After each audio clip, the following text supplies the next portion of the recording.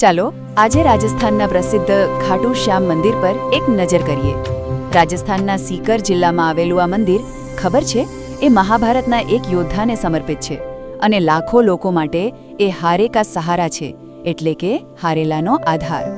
તો પહેલી વાત, આ ખાટુ શ્યામજી છે કોણ? એમનું મૂળ નામ હતું બર્બરીક, જે ભીમના પૌત્ર હતા। હવે કથામાં મોટો વળાંક ત્યારે આવ્યો જ્યારે મહાભારત યુદ્ધ પહેલા ભગવાન કૃષ્ણે એમની પાસે દાનમાં એમનું મસ્તક માંગી લીધું।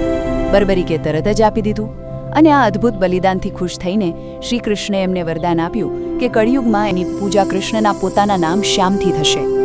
બીજું, આ મંદિર બન્યું કેવી રીતે? તો વાત એમ છે કે જે જગ્યાએ બર્બરીકનું મસ્તક દટાયેલું હતું ત્યાં એક ગાય રોજ આવીને દૂધની ધાર વહાવતી હતી। પછી જ્યારે ત્યાં ખોદકામ થયું ત્યારે એ મસ્તક પ્રગટ થયું અને ઘણા વર્ષો પછી રાજા રૂપસિંહ ચૌહાણને સ્વપ્નમાં પ્રેરણા મળી અને એમણે ઈસવીસન 1027માં ત્યાં મંદિર બનાવડાવ્યું। અને છેલ્લે એમને હારે કા સહારા કેમ કહેવાય છે એનું કારણ છે એમનું એક વચન। એમણે વચન આપ્યું હતું કે હંમેશા યુદ્ધમાં હારનાર પક્ષનો જ સાથ આપશે।